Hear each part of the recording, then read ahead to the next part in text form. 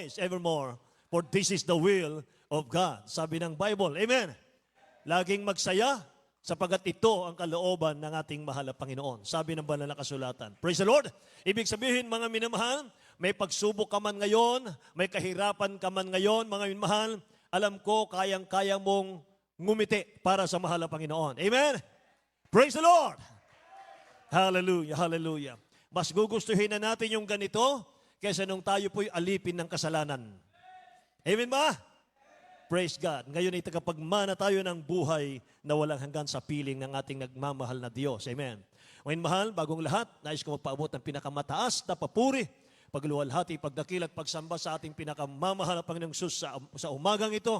Ngayon mahal, and I give the whole honor and respect po sa ating beloved parents in the Lord. Amen. At sa kanila pong mga turo't aral, mga preaching and teachings po, at beloved Honorable Evangelist Wilde Estrada Almeda, ngayon mahal, the end-time prophet of our loving God, ganoon din natin beloved Assistant Pastor Lina C. Almeda, amen. At nagbibigay po ako ng paggalang, pagbati rin po sa kanilang minamahal na mga anak, the Almeda children, the whole Almeda family, mga minamahal, at ganoon din po mga kapatid na kung magpaabot din ng aking pagbati, magandang umaga rin sa aking mga co-preachers, sa lahat ng mga workers, mga minamahal, sa lahat ng ating minamahal mga kapatiran, ginigilan ng mga kapatid sa dakilang Diyos, at ganoon din sa ating mga bisita at mga baguhan. Magandang umaga sa inyong lahat. Amen? Good morning po sa inyong lahat. Amen? Praise God, praise God. Mga minamahal, nagsisimula pa lang tayo mga kapatid. Tayo po ay muli pong tumayo sa isang minuto. Ngayon mahal, atin po munang idalangin ang ating pong Bible study sa umagang ito mga kapatid ko. Amen? Alam ko po na hindi pa napapagod ang mga anak ng Diyos. Amen? Praise God. Hallelujah. Taas natin mga kamay, mga mahal. Dakilat mapagpala naming Ama, aming Diyos na makapangyarihan sa lahat. O Diyos, kapuri-puri, mahal na Panginoon, ang iyong kagandahang loob sa bawat sa amin ng mabanal. Salamat po sa iyong dakilat wagas sa pag-ibig. Salamat o Diyos, mahal na Panginoon, narito kami ang mabanal, taglay ang kalusugan, kalakasan na nagmumula po sa iyo, mahal na Panginoon. At tanging sa iyo lamang o Diyos, aming iniaalay ang aming lakas na ito, mahal na Panginoon. Hallelujah. At sa pangunat panalangin ng aming beloved Honorable Pastor, mahal na Panginoon o Diyos, muli mo kaming gabayan patnubayan sa aming Bible study. Ang mabanal sa lahat ng mga kapatiran namin, patungo pa sa aming gawain. Mahal na Panginoon, pakaingatan mo sila. Mahal na Panginoon, malawalhati mong paratingin sa aming dakong ito. Mahal na Panginoon, pagtitipunin mo nawa ang lahat ng iyong mga anak sa aming buong bansa, sa labas ng aming bansa, O Diyos, hallelujah. Pagpalain mo lahat ng mga gawain namin mula sa dako ng Metro Manila, Luzon, Visayas at Mindanao, sa dakong ito, mahal na Panginoon ng Bataan, O Diyos, hallelujah, Lord God. Mahal na Panginoon, sumaamin ka, patawarin mo kami, Ama, sa lahat ng aming kasalanan, pagkakamalit, pagkukulang. Dakilang Diyos, linisin mo ang aming mga puso, God. Lord, in the mighty name of Jesus, Father, we pray, God, hallelujah. We bind the power of darkness, hindrances, unbelief, and doubt.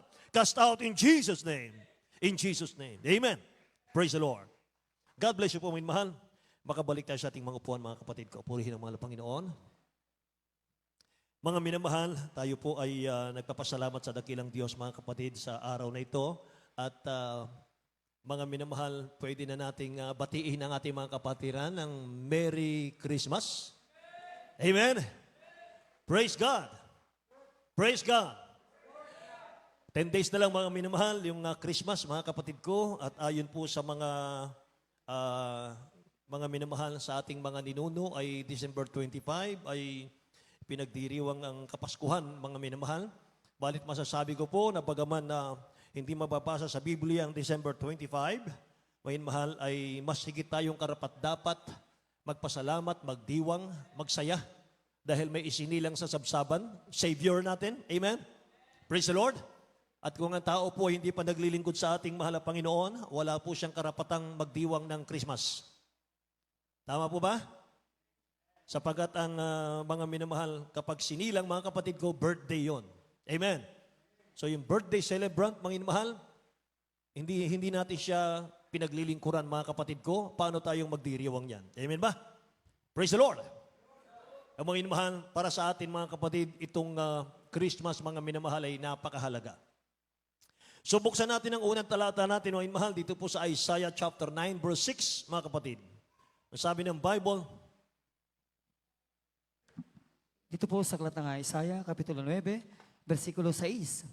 Sapagkat sa atin ay pinanganak ang isang bata, sa atin ay ibinigay ang isang anak na lalaki, at ang pamamahala ay maatang sa kaniyang balikat, at ang kaniyang pangalan ay itatawaging kamangha-mangha, tagapayo, makapangyarihang Diyos, walang hanggang Ama, Pangulo ng kapayapaan. Amen. Dakilang Diyos ang magpala ng kanyang salita, mga minamahal. Basahin muna natin sa English, mga kapatid. For unto us a child is born, unto us a son is given, and the government shall be upon his shoulder, and his name shall be called Wonderful, Counselor, the Mighty God, the Everlasting Father, and the Prince of Peace. Amen. Ang ating title, mga mahal, God reveals Himself in a manger. Pinahayag ng dakilang Diyos, mga mahal, ang kanyang mga katangian, mga kapatid ko, doon sa sabsaban. Amen. God reveals Himself in a manger. Handa na po ba yung ating mga Bible? Handa na ba yung ating mga notebook, mga minamahal? Isa lang nga nag-amen? Amen. God bless you po, mga minamahal. Praise God. Ang pagsilang po ng ating pinakamamahal na Panginoon sa manger, mga minamahal, ay pagpapakita po ito, mga kapatid ko, ng kanyang kagandahang loob sa tao. Marami po, mga minamahal, na nakatago, mga kapatid, na meaning doon po sa pagsilang ng ating dakilang Diyos sa manger bilang tao, mga kapatid ko. Sapagkat isa lang naman ang Diyos, mga minamahal, isang Diyos na nagkatawang tao. Amen? At siya po mismo, mga minamahal, ang bumaba sa kanyang trono para tubusin ang tao sa kasalanan, mga kapatid ko. Kaya kung ating nababasa ang Isaiah chapter 7 verse 14, I will call His name and will call His name Emmanuel. Therefore the Lord Himself shall give you a sign. Behold, a virgin shall conceive and bear a son, and shall call His name Emmanuel. Emmanuel means God with us. Ang Diyos ay sumasa atin.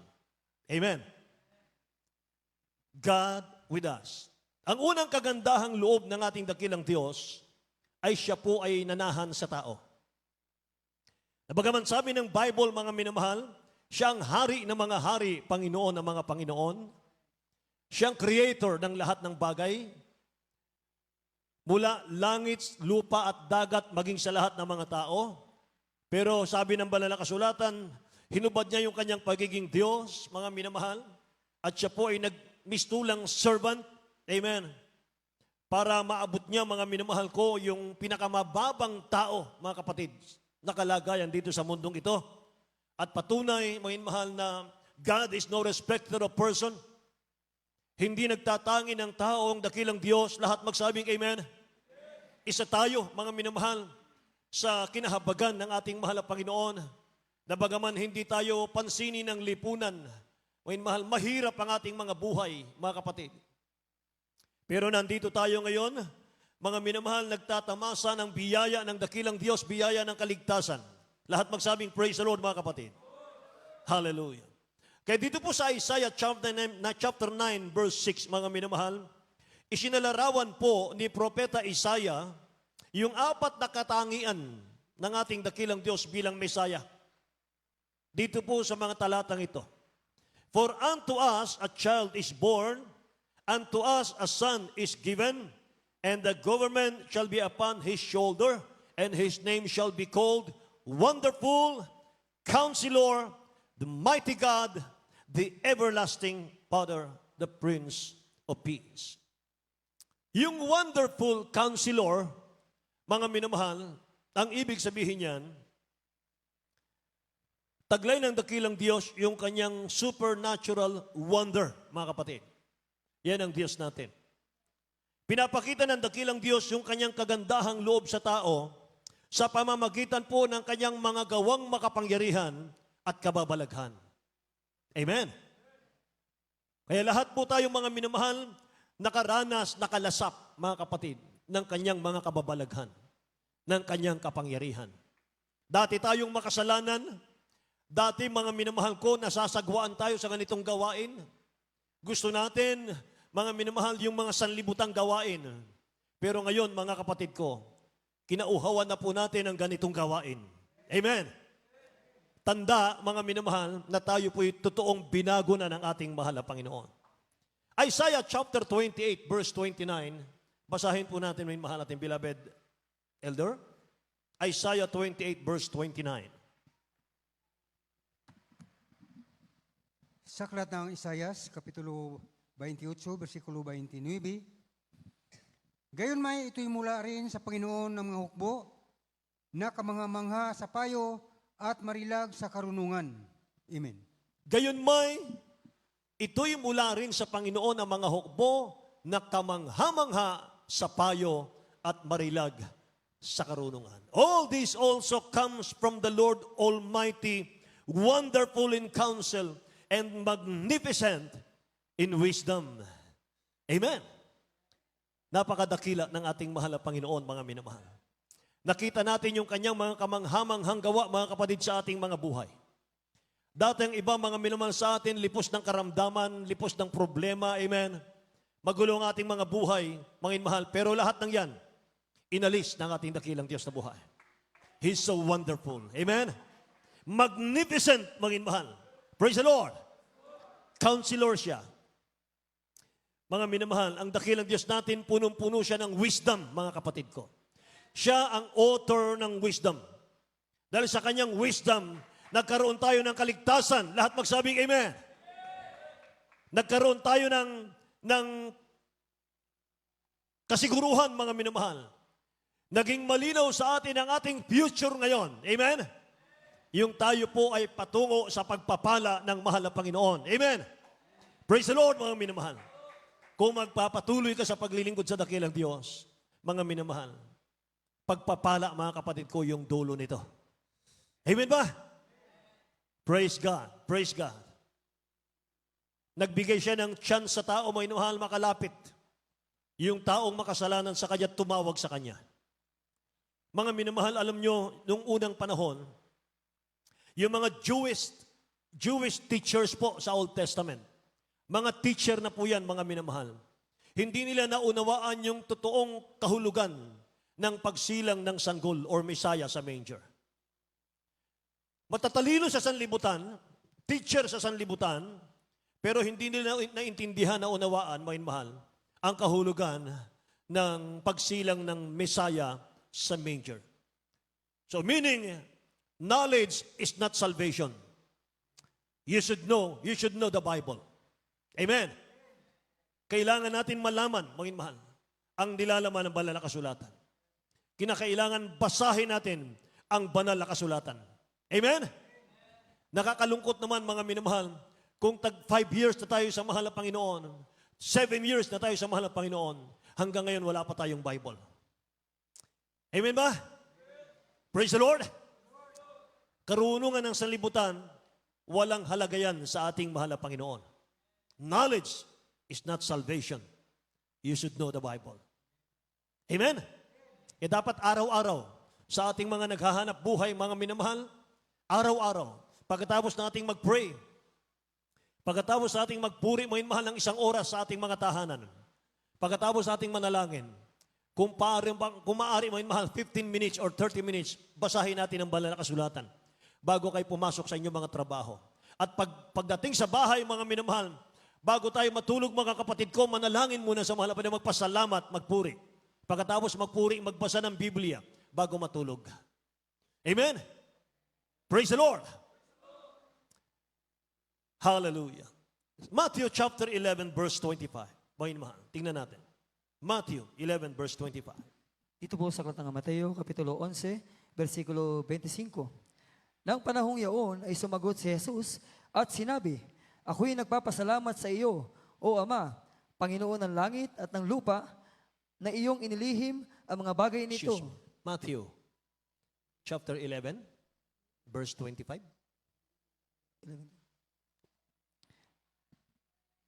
Mateo 11, versikulo 25. Nang panahong yaon ay sumagot si Jesus at Mga minamahal, ito po yun. So God hidden these things from the wise and learned and revealed them to little children. Mga mahal. Itinago ng dakilang Diyos, mga minamahal, ang mystery ito sa mga matatalino ng sanlibutan, mga kapatid ko. Amen. At kanyang inireveal, mga minamahal ko, sa mga sanggol. Lahat magsabing, praise the Lord, mga kapatid. Ang tao po, mga minamahal, nasa ilalim ng sumpa dahil sa kasalanan po yan. Pero, ngayon, binigyan ng pagkakataon ng tao, mga minamahal ko, ng ating pinakamamahal na Panginoon, binigyan niya ng karapatan na maging anak ng Diyos ang tao. Bagaman makasalanan, bagaman dating kaaway ng dakilang Diyos, may mahal, ngunit nang dahil sa kanyang kagandahang loob, mga kapatid, binigyan niya ng karapatang maging anak ng Diyos ang tao. Sa John chapter 1 verse 12, may mahal, to all who receive Him, to those who believe in His name, He gave the right to become children of God. Amen. Ito maganda rito, may mahal. John 1:12, mga kapatid, basahin natin. Dito po sa aklat ng Juan, Kapitulo 1, versikulo 12. Datapwat ang lahat ng mga nang nas kaniya'y nagsitanggap, ay pinagkalooban niya sila ng karapatang maging mga anak ng Diyos. Sa makatuwid bagay, ang mga nagsisampalataya sa kaniyang pangalan. Amen. Pwede ba nating palakpakan ang dakilang Diyos natin, mga minamahal? Praise the Lord. Ano pa yung kanyang katangian, mga minamahal? Ano pa yung tawag sa kanya, mga kapatid ko? Mighty God. Amen. Wonderful Counselor, Mighty God. All the fullness of the deity would exist in bodily form, mga mahal. Sabi ng Colossians chapter 2 verse 9, for in Him dwells all the fullness of the Godhead bodily. Tingnan nyo. Sa aklat ng taga-Kolosas, Kapitulo 2, versikulo 9, sapagkat sa Kanya ay nananahan ang buong kapuspusan ng pagka-Diyos sa kahayagan ayon sa laman. Lahat magsabing praise the Lord, mga mahal. Bagaman siya po'y sinilang sa sabsaban, sabi ng banal na kasulatan, for without controversy, great is the mystery of godliness. The only one God was manifest in the flesh. Sabi ng Bible. 1 Timothy 3:16 po yan, mga minamahal. At doon po sa sinilang sa sabsaban na sanggol, ang sabi ng Colossians 2:9, mga minamahal, sa Kanya nananahan ang buong kapuspusan ng pagkadiyos. Amen po? For in Him dwells all the fullness of the Godhead bodily. Kung meron pang ibang Diyos, mga minamahal, wala nang kapangyarihan yon. Amen? Kung meron ka pang alam, mga minamahal, higit sa ating mahal Panso Kristo, na ibang Diyos, mga kapatid, walang kapangyarihan yon. Sapagkat ang sabi dito, mga minamahal, doon sa isinilang sa manger, mga kapatid ko, sa Kanya nananahan ang kapuspusan ng pagkadiyos, mga kapatid. Praise the Lord! And 1 Timothy chapter 3 verse 16, for without controversy, great is the mystery of godliness.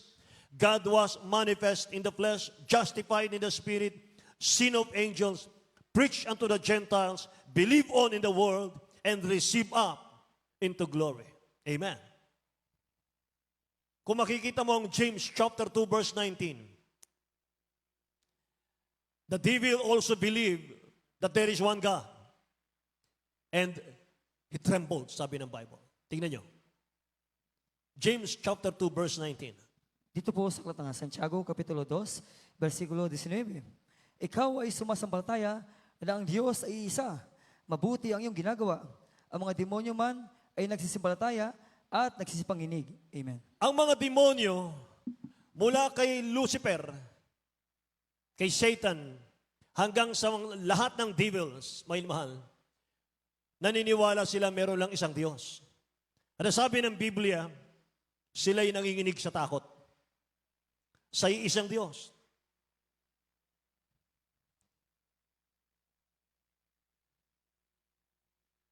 Pakitigil mo na yung gitara natin. Makinig ng Word of God. Kindly po.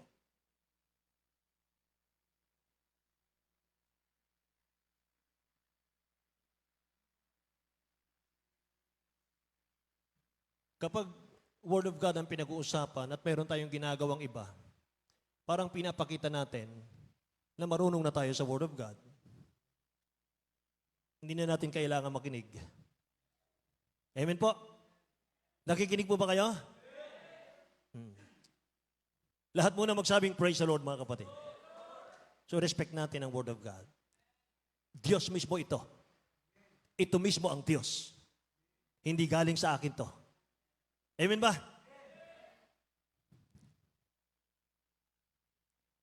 Thou believest that there is one God, thou doest well. The devils also believe and tremble. Nung isilang ang sanggol sa sabsaban, mga minamahal, nagsimula ng magplano si Satan para hindi matuloy ang salvation sa tao. Sa Matthew chapter 2, ginamit ng devil ni Satan si Herodes para patayin ang lahat ng sanggol.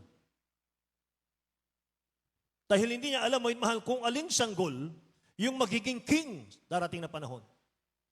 Aling sanggol, mga minamahal, sa kanyang kaharian, sa kanilang kaharian, ang nasa propesiya na magliligtas, mga minamahal, Messiah, Savior, at magiging king. Yung pagiging jealous, mga minamahal, ayaw niyang maagaw yung kaharian. Kaya gusto niyang patayin, mga minamahal, lahat ng sanggol. Pero hindi si Herodes yun. Mismong si Satan yun. Gustong hadlangan ni Satan yung salvation sa mga tao. Ganyan sa kasalbahe. Gusto niya lahat ng tao itapon sa dagat-dagatang apoy. Pero hindi siya nagtagumpay sapagkat, mga minamahal, nangusap ang angel kay Mary, kay Joseph, inalis ang sanggol, mga kapatid, sa lugar na yan. At dinala sa Galilee, mga mahal. Amen. Doon siya lumaki, mga kapatid. Pangalawang plano ni Satan, mga mahal, para hindi talaga matupad ang salvation, nung ang dakilang Diyos ay nag-aayuno ng 40 days. Sa Luke chapter 4 verse 9, sabi ng Bible, may mahal, kinausap ni Satan, mga kapatid, ang mahal na Panginoon, habang mahina siya sa pag-aayuno. Sabi niya, magpatihulog ka. Tumalon ka sa bangin, Jesus. Ingatan ka ng Diyos mo. Amen. Para mamatay na siya, mga minamahal. Pero sabi ng dakilang Diyos, mga kapatid, gumamit pa ng salita ng Diyos si Satan eh. Sabi niya, nasusulat, Jesus, ang mga anghel mong siyang mag-iingat sa iyo. Huwag kang matisod. Pero ginamit ng dakilang Diyos yung kanyang salita din. Sabi ng mahal na Panginoon, nasusulat din naman, Satanas, huwag mong susubukin ang Panginoon mong Diyos. Amen. Praise the Lord. Kaya kahit si Satan, marunong sa Word of God yan. Amen ba? Mga mahal. At pinanlaban ng dakilang Diyos, Word of God din. Praise the Lord. Yan yung mga plano niya. Hindi niya, mga minamahal, na nagawa yung kanyang masamang balak, mga kapatid, para ipahamak ang mga tao. At yan ang kabutihan ng dakilang Diyos natin. Yung pagsilang ng sanggol, mga minamahal, hindi yun ang totoong misyon. Ang totoong misyon ay nandun sa cross of Calvary. Amen? Nung maganap ng dakilang Diyos, yung kanyang misyon sa cross of Calvary, doon naggapi si Satan. Hindi na mga minamahal ko maagaw ng diablo, ang mga minamahal, ang mga naglilingkod sa Diyos. Amen ba? So ngayon, ano ang totoong meaning ng Christ's birth in a manger? Ano po ang totoong meaning yan? Ang totoong meaning yan, it was the crush, the head of serpent Satan, mga minamahal. It was the break the chain that slave you. Yan ang meaning yan. Kaya sinilang ang sanggol, mga minamahal, pumunta sa bundok ng Golgotha, mga kapatid ko. Doon siya namatay. At ang pangako niya, mga minamahal, Romans chapter 16 verse 20, and the God of peace shall bruise Satan under your feet shortly. Amen? Isang pangako ng dakilang Diyos, mga minamahal, darating ang panahon Dudurugin ko si Satanas sa ilalim ng inyong mga paa, mga anak. Tagalog mo naman, Romans 16:20. Sa aklat ng taga-Roma, Kapitulo 16, versikulo 20, at si Satanas ay dudurugin ng Diyos ng kapayapaan sa madaling panahon sa ilalim ng inyong mga paa. Ang biyaya nawa ng ating Panginoong Hesukristo ay suma sa inyo. Amen. Lahat magsabing, praise the Lord, mga mahal. The God of peace shall bruise Satan under your feet shortly. Ganda ng pangako ng mahal na Panginoon. Hallelujah. Hallelujah. Ang pagsilang po ng sanggol, mga minamahal, pasimula yan ng pakikipaglaban ng ating mabait na Diyos kay Satan. Ipaglalaban ka ng dakilang Diyos. Amen. Amen. Para hindi ka na mawala sa kamay ng mahal na Panginoon, mga minamahal. Yan yung pagsilang ng sanggol.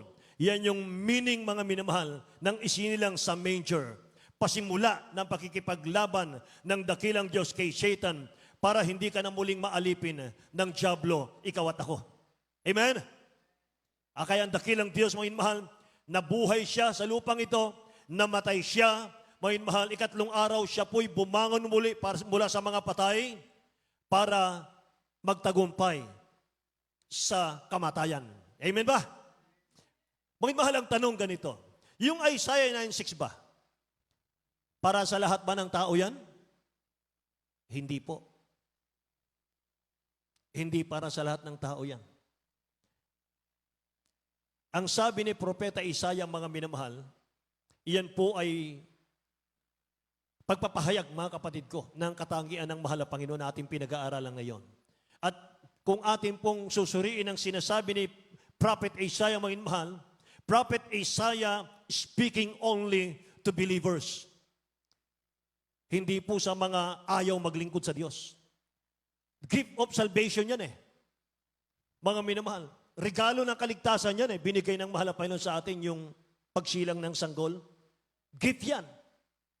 Para hanguin tayo sa kasalanan, mga minamahal. So ang gift ng dakilang Diyos na kaligtasan ay para, mga minamahal, sa lahat. Totoo po yan. Para sa lahat ang kaligtasan. Pero kung hindi mo tatanggapin ang regalong kaligtasan na ibinibigay ng dakilang Diyos na libre, hindi para sa iyo ang pangako ng Diyos. Amen? If you have not received Christ, He is not yours. Kung hindi natin siya paglilingkuran, kung hindi tayo susunod sa kanyang kalooban, mga mahal, hindi para sa iyo, mga mahal, ang kaligtasan. Kung hindi tayo susunod sa kalooban ng dakilang Diyos, hindi para sa iyong promises ng mahal na Panginoon. Amen?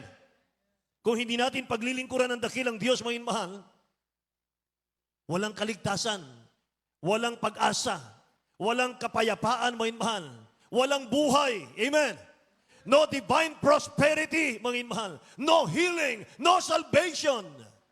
Kapag hindi natin siya pinaglingkuran, kahit mga minamahal, magdaos ka pa ng maraming mga Pasko, mga kapatid ko. Kahit na punuin natin ng mga Christmas lights ang buong bahay natin.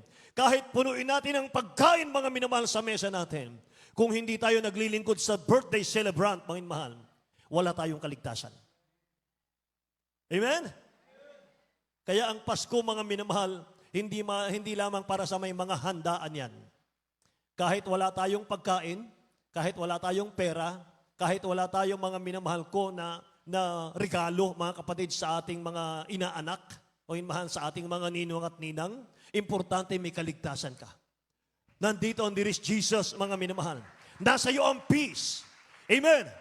Nasa iyo ang kapayapaan na hinahanap ng mundo ngayon, mga minamahal, na kapayapaan na hindi masumpungan sa mundong ito. Amen ba? Masusumpungan mo lang ang peace pag sinurrender mo ang buhay mo sa dakilang Diyos. Palakpakan natin ang ating mahal na Panginoon. Everlasting Father. Siya pong everlasting Father. Yung sinabi niyang everlasting Father, mga mahal, ito po yung eternally compassionate. Father who loves, who protects, mahal, and supply the needs of His children. Yan ang ibig sabihin niya. Pinakilala niya, mga mahal, yung isinilang na sanggol sa sabsaban, He is the everlasting Father, mga mahal. Psalms 103, beloved. Verse 13. Dito po sa Aklat ng mga Awit, Kapitulo 103, versikulo 13. Kung paanong ang Ama ay naawa sa kaniyang mga anak, gayon naawa ang Panginoon sa kanilang nangatatakot sa Kaniya. Amen. Amen. Siya ang ating Ama sa langit. Amen. Kaya pag nanalangin po kayo, mga mahal, Father God in heaven, in the name of Jesus. Ganyan lagi. Amang banal na nasa langit sa pangalan ni Jesus. Yan ang unang-una dapat, mga mahal, nating iusal sa ating panalangin. Sa ating pagluhod, mga minamahal, una nating i-address, mga kapatid, aming Ama sa langit. Aming mabait na Ama sa langit. Mapagmahal na Ama sa langit. Sa pangalan ni Jesus. Amen ba? Praise the Lord. Itinuro yan ng ating beloved Honorable Pastor Will Estrada Almeda, mga mahal. So as a father, sabi rito, has compassion on his children. So the Lord has compassion on those who fear Him. Amen. Praise God. Tinatanggap niya tayo bilang tunay niyang mga anak. At bilang ating Ama siya, mga inmahal, hindi niya pinababayaan yung kanyang mga anak kailanman. Maging sa ating mga pangangailangan. Amen ba? Meron pang isang magandang talata, mga inmahal, Jeremiah chapter 31 verse 3, mga kapatid. Tingnan natin. Ang ganda po nito, mga inmahal. Sa Aklat ng Jeremias, Kapitulo 31, versikulo 3, ang Panginoon ay napakita ng una sa akin na nagsasabi, oo, iniibig kita ng walang hanggang pag-ibig, kaya't ako'y lumapit sa iyo na may kagandahang loob. Amen. Palakpakan natin ang dakilang Diyos na buhay. Hallelujah. Hallelujah. The Lord appeared to us in the past saying, I have loved you with an everlasting love. Yan ang Ama natin. Nagpahayag ang dakilang Diyos sa atin, nagpakita siya sa atin, may mahal ng kanyang pag-ibig. I have loved you with an everlasting love. Everlasting love. Walang hanggang pagmamahal. Walang hanggang pag-ibig. Amen? Amen? I have drawn you with loving kindness. Hindi siya nagpakilala sa atin na matigas. Amen?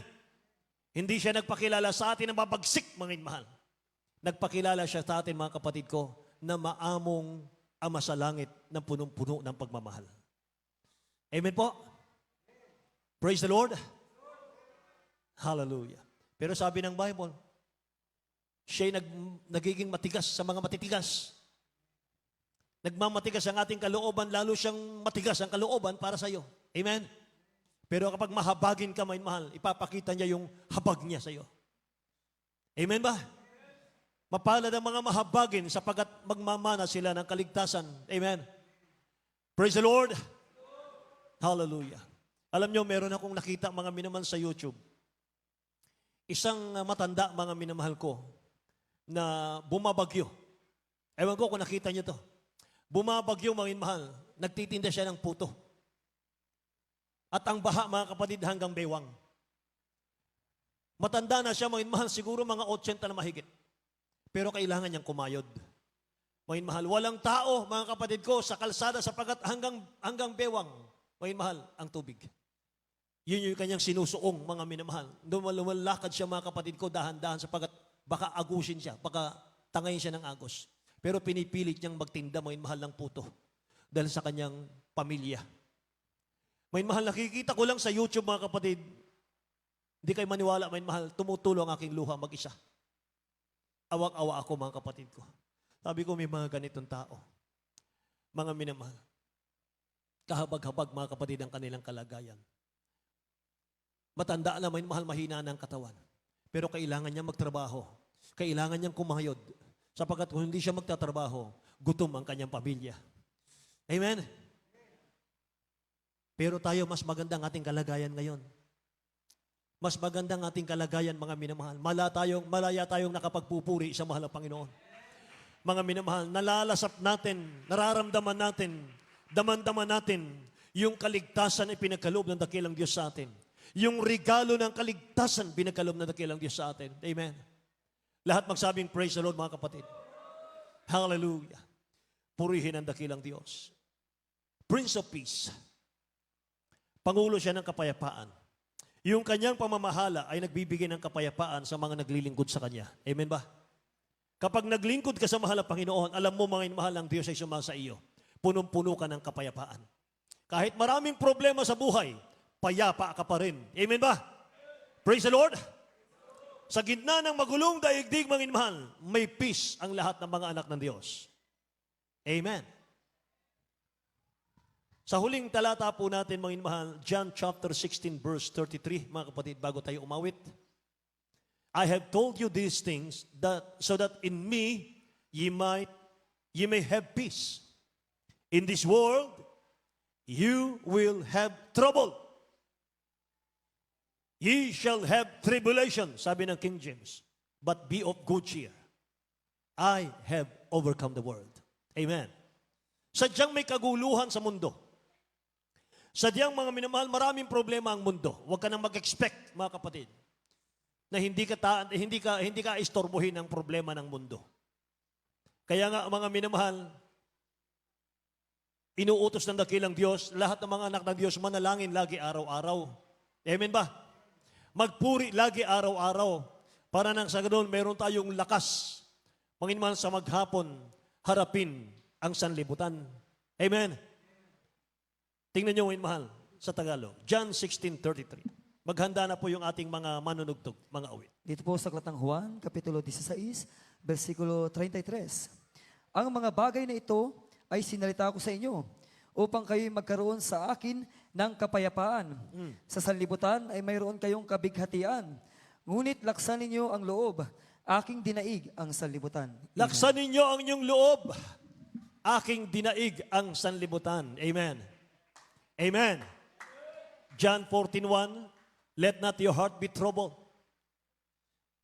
Huwag magulumihanan ng puso ninyo. Sa bahay ng aking ama maraming tahanan. Amen. Ako'y paroroon at ipaghahanda ko kayo ng tahanan. At kung handa na ako'y paririto at kukunin ko kayong muli. Amen. Sapagat kung gusto ko saan ako naroon, ay kayo'y naroroon. Amen ba? Yan ang ating mapagmahal na Ama sa langit, mga kapatid. Say, praise the Lord! Tumayo tayong lahat, mga mahal, ating awitan ng dakilang Diyos, mga kapatid ko. Purihin ang ating pinakamamahal na Panginoon. Amen. Hallelujah. Awitan natin, mga mahal, ng masayang awitin. Ang ating dakilang Diyos na buhay, mga kapatid. Purihin ang ating mahal na Panginoon. At habang hinihiling din po natin sa ating po mga kasamang mga awit, mga minamahal ko, tulungan po ko sa ating pag-awit, mga kapatid. Amen. Napakabuti mo sa akin, di ko maunawaan ang lawak ng pag-ibig mo, dakila, pasasalamat. ang ihandog sa'yo. Minsan ako nalulungkot,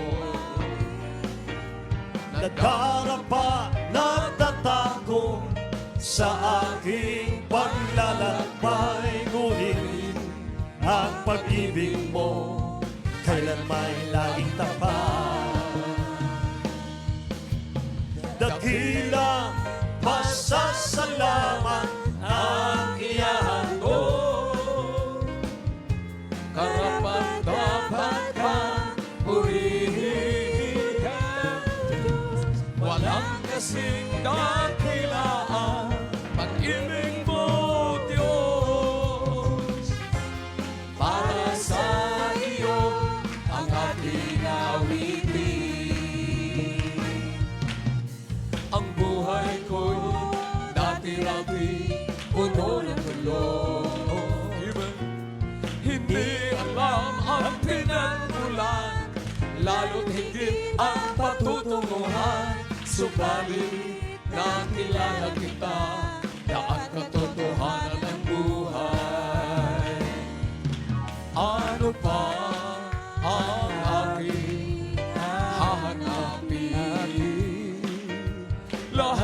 iyong ibinigay. Dulot mo'y masaganang buhay, dakilang pasasalamat ang ihandog kong tunay. Yes, amen. Dakilang pasasalamat ang ihandog.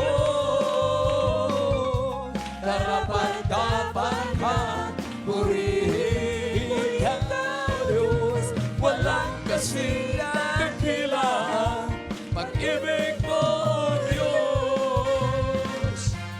Para sa iyo ang aking awitin. Para sa iyo ang aking awitin. Para sa iyo ang aking awitin. Amen. Hallelujah, praise the Lord. Hallelujah. Hallelujah. Purihin ka, mahal na Panginoon.